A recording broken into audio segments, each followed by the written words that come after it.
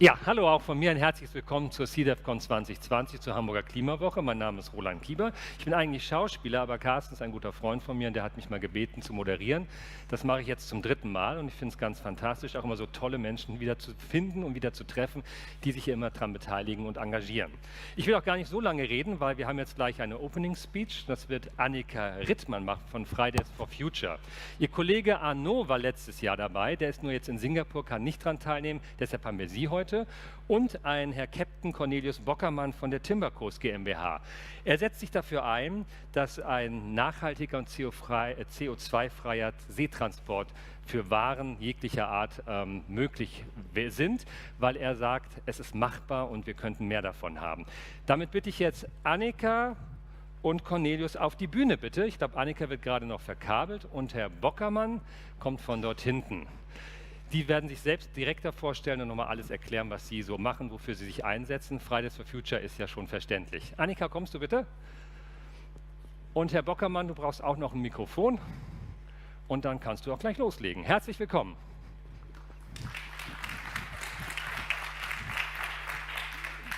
Ja, vielen Dank und vielen Dank, dass wir hier wieder so wie letztes Jahr teilnehmen dürfen, weil auch wenn wir öffentlich in Teilen vielleicht nicht so viel zum Thema Schifffahrt machen, ist uns das Thema unglaublich wichtig.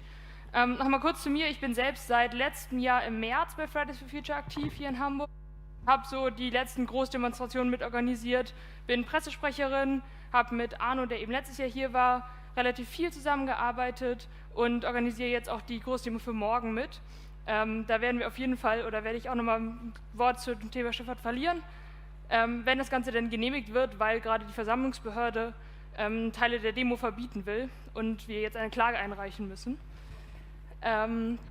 Genau, dann zum Thema, ja, der Klimawandel ist nicht weg. Wir haben jetzt einen Punkt überschritten, dass 75% des Polareises am Nordpol nicht wieder zurückkommen wird. Das ist ein Kipppunkt, der ist vorbei, die Chance haben wir verpasst.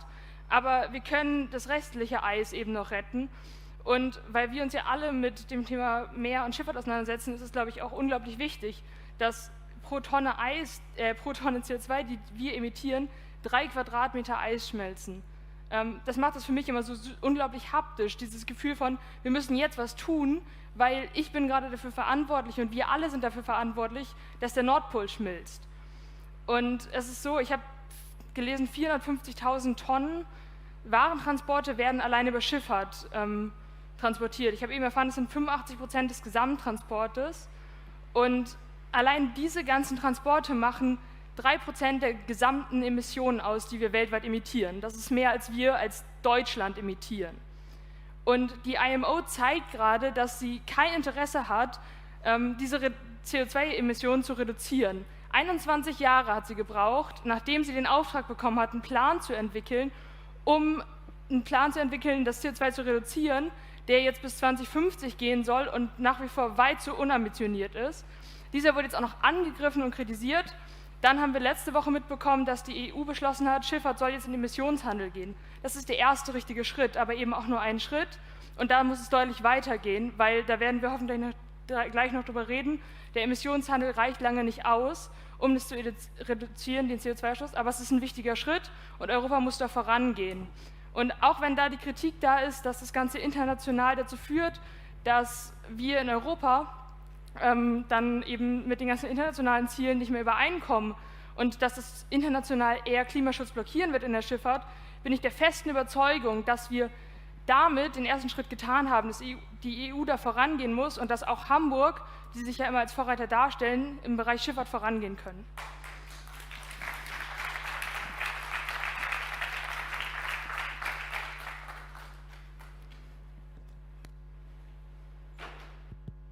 Good morning, ladies and gentlemen. I hope you excuse me that I speak in English because I was of the opinion this is a very international event and it will be internationally streamed, so allow me to speak in English. It's my honor and pleasure to address a few opening words for the seadevcon 2020, and just like last year, I will not hold you long. I was here last year. I was invited to a panel discussion and I was told in the beginning, you just introduce yourself a little bit, and then when the first panel speakers came up on the stage, well, there was big PowerPoint presentations and pictures and everything, and I thought, whoa, what am I going to do? Anyway, so I just introduced myself quickly, and I will do the same today, because luckily today I'm only holding part of the opening speech here. We are operating the Aventure cargo sailing ship. The Aventure is a small cargo sailing schooner. I don't know whether you can see some pictures here. No. Anyway, she's a small... What am I going to do with this? There you go. All right, this is Aventure. She's a small sailing cargo schooner, 100 years old, was built in Germany, in Holland, and she's operated as a commercial cargo ship. So she's not just there to hold up history and heritage, but to operate as a normal cargo ship under the regular regulations applying to all cargo commercial ships. So she's a lighthouse project. She's not very big. She can't carry much cargo, but as I said, she's a lighthouse project, and she's supposed to show that clean, sustainable sea transport is possible and necessary, and that we should definitely embrace the possibilities of the wind. You see, the wind is very powerful. It was toppling over everything here. Oh, I don't know whether there is any more. Let me see. Oh, yeah. That's a nice one. I didn't do anything, so this all happened all by itself.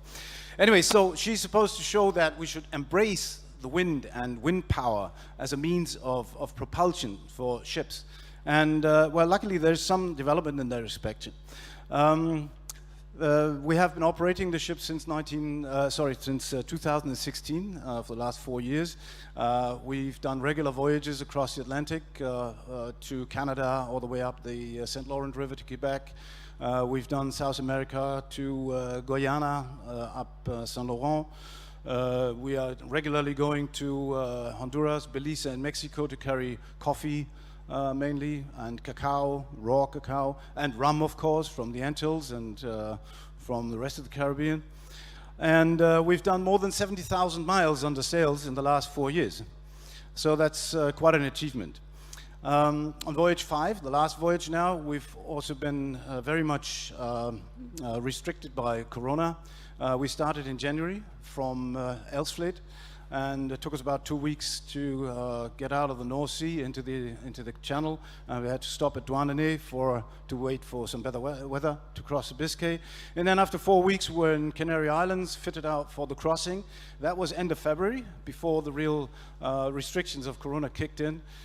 We started out, and the first day we found 16 refugees, African refugees in the open Atlantic, who had been drifting for the last 3 days without water and fuel. And well, we took them up. Luckily, the Spanish authorities were very, very cooperative, very different from some other European countries. So the Spaniards really helped us out. They immediately took up the refugees and took care of them, and then we carried on across the Atlantic to the Antilles. Before we ever reached the French Antilles, the French restriction had already kicked in full style, and we were not allowed to go to actually the destination we were going to pick up rum. We were allowed to enter Guadeloupe, Pointe-à-Pitre for 3 hours to just pick up some cargo and some food, and then go on to Honduras for our next destination. Honduras, same thing. Honduras had been more or less closed. Puerto Cortes was open for 3 hours for us, just to load cargo. We loaded 20 tons of coffee. And then we went on to Belize. Belize, same thing, or even worse. You know, Belize has a very nice string of little islands in front of the coast, the Keys, and many of them are uninhabited. We had to wait out there about 200 meters, anchored 200 meters off one of these uninhabited islands, and due to Corona, we were not permitted to go ashore after more than 6 weeks at sea already. So the crew was not allowed to step ashore. The crew was not allowed to do anything. We went inside, loaded for 2 hours, cocoa, and then we kicked out again and went on to Mexico. Veracruz, same thing. We loaded the balance, 45 tons of coffee. And same thing, during the whole stay in Veracruz, we were not allowed to step ashore. So from there, carried on to, well, into the Gulf of Mexico. The Gulf of Mexico was mainly, adverse winds, let's say. So it took us 26 days to pass Florida, and altogether 52 days to reach the Azores, where we were the first time allowed since leaving the Canary Islands to step ashore.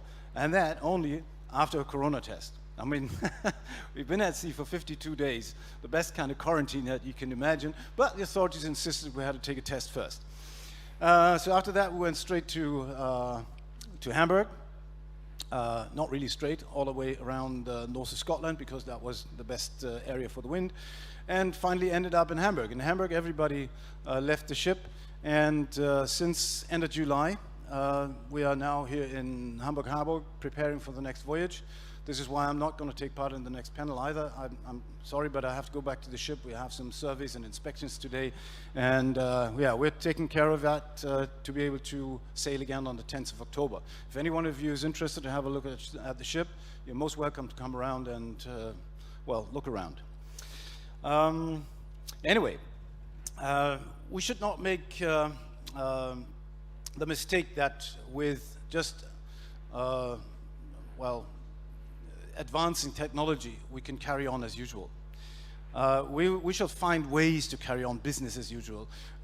By reducing emissions, to be able to carry on pursuing growth and profit, that's a milkmaid calculation. It doesn't work. We have to do more than that.